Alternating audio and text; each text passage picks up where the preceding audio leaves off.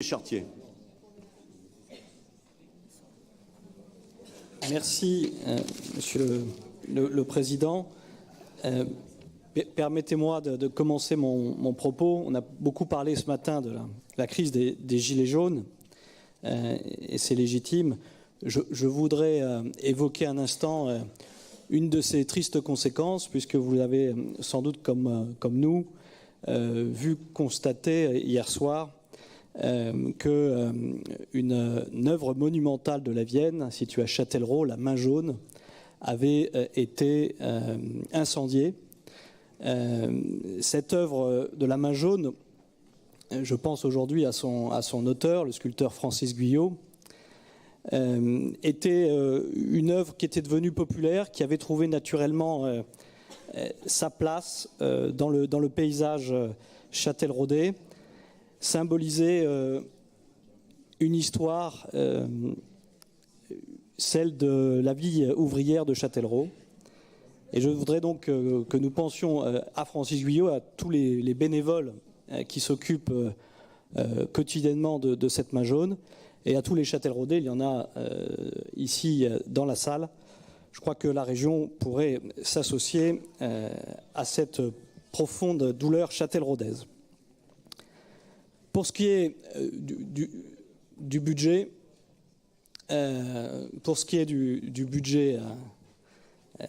non, ne souriez pas, Monsieur le Président, c'est pas, ça me fait pas drôle. Pour ce qui est du budget, beaucoup de choses ont été dites. Sur la méthodologie d'abord, je voudrais aussi saluer le travail qui a été fait par les commissionnaires des finances sur les outils nouveaux dont nous disposons pour analyser, mois après mois, nos perspectives et nos trajectoires budgétaires. Notamment, ça a été dit par Jean Dionis, cette notion du compte administratif anticipé répond, je crois, à une vraie demande des conseillers régionaux, qu'ils soient de la majorité ou de l'opposition, pour essayer de comprendre quelles conséquences à moyen et long terme ont nos choix politiques de maintenant. Et je crois vraiment que cet outil nous permet d'avoir des constats objectivés et qui nous permettent ainsi une meilleure compréhension des choses et sans doute une meilleure analyse. Cette meilleure compréhension, elle est rendue parfois un peu fastidieuse par les retraitements comptables multiples et variés que nous avons toujours à subir, que ce soit, je n'incrimine pas la région, que ce soit les transferts et les changements de compétences, que ce soit les retraitements des fonds européens ou des plans de formation. Tout cela a néanmoins rend parfois l'impression d'un budget à tiroir. Et pardonnez-moi ce mauvais jeu de mots, mais ça rend pas forcément l'analyse commode en ce qui concerne nos analyses.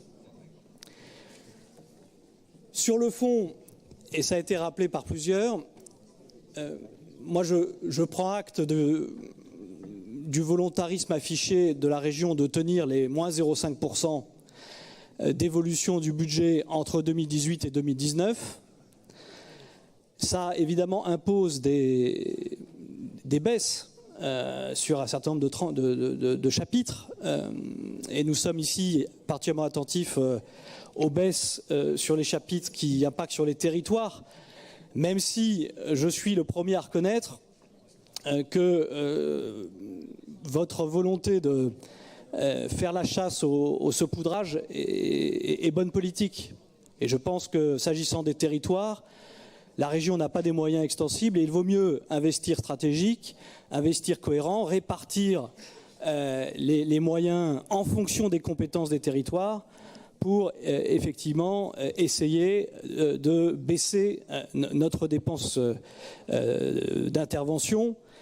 Et même s'il ne faudrait pas que ce soit la facilité par rapport à d'autres baisses de chapitres qui pourraient, et j'y reviendrai tout à l'heure en conclusion, voir le jour. Donc, si on est d'accord sur les objectifs et sur ces moins 0,5 entre 2018 et 2019 de dépenses de fonctionnement, il y a deux questions. C'est est-ce que ces objectifs ils sont tenables en fonction des critères et des contraintes que l'on s'impose, et est-ce qu'ils sont suffisamment ambitieux ? Est-ce qu'ils sont tenables en fonction des contraintes diverses ? D'abord, les contraintes de l'État, le plus 1,2%. Nous verrons bien, c'est le compte administratif qui nous dira. J'inviterai Andrea Brouille à un peu de prudence sur son affirmation et sur la tenue de cette évolution en deçà de moins 1,2%, car elle est largement conditionnée en fait par notre niveau et notre taux de réalisation de ces dépenses de fonctionnement. Et si mes calculs sont bons, le point de bascule, il doit être à 91 ou 92% de taux de réalisation. Si nous sommes en deçà de 92% de taux de réalisation, nous devrions respecter ces 1,2 points.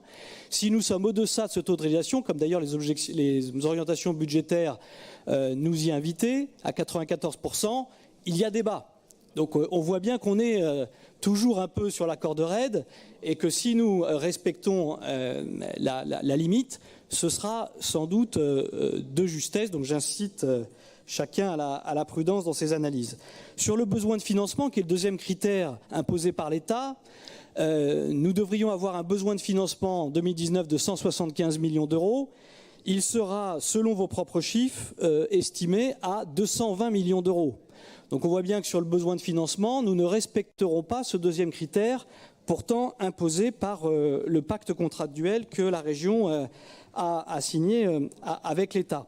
S'agissant de nos objectifs internes, ceux que vous avez, vous, exécutifs, souhaités, nous avons là encore une analyse sur la dépense de fonctionnement qui peut varier de celle d'Andrea Brouille, puisque les moins 0,5% affichés sont exclusivement dus au fait que les retraitements, notamment sur les plans d'investissement formation, les fonds européens, sont en 2019 plus importants qu'ils ne l'étaient en 2018. Et si on fait un retraitement à volume constant, si je puis dire, entre les deux années, on s'aperçoit que les dépenses de fonctionnement en 2019, en fait, vont augmenter d'environ 2%, à comparer avec l'affichage de 0,5% dû uniquement au retraitement de mécanismes qui montent en puissance en 2019.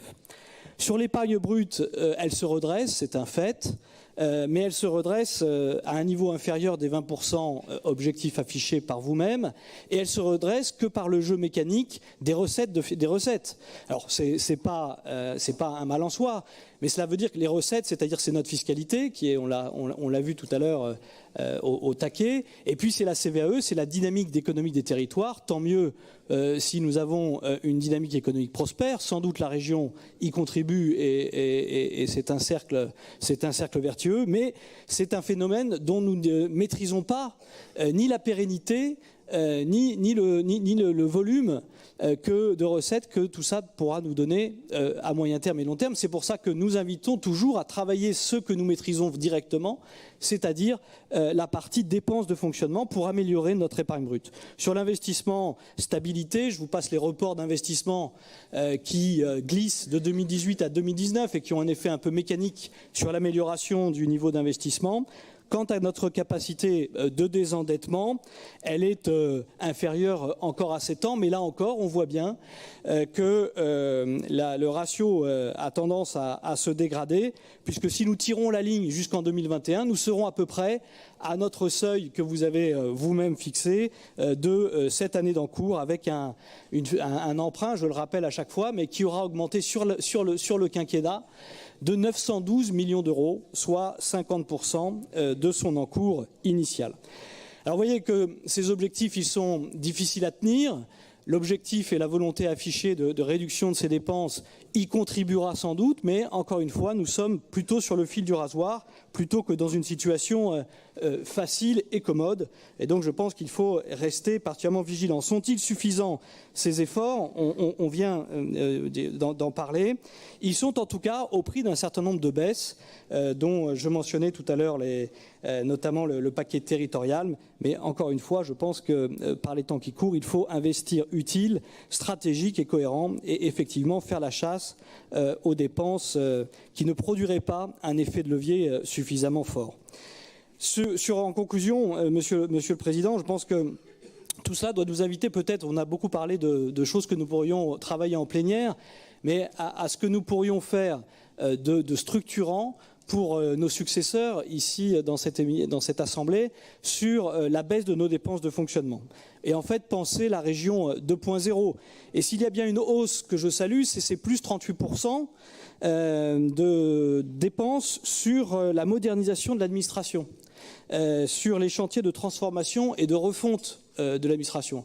Ça me semble, et j'aimerais savoir d'ailleurs quelle chose concrète cela couvre, parce que je crois que c'est une dépense utile, parce qu'il n'y a qu'en faisant des dépenses de structure, des baisses, en tout cas des efforts dans la dépense de structure, que nous pourrons dégager des marges de manœuvre pour répondre à ce que disait Stéphane Delpera, c'est-à-dire rester dans les clous budgétaires, mais à redonner sans doute du pouvoir d'achat sur le territoire. Ce n'est pas à chaque fois en limant les dépenses d'intervention, mais c'est bien en faisant ces réformes de structure auxquelles j'appelle vraiment de toutes mes forces, parce que je crois que sans cela, nous ne parviendrons pas à changer le cours de l'histoire et à inverser durablement cette tendance haussière dans notre endettement et dans notre dépense publique. Il y a des pistes.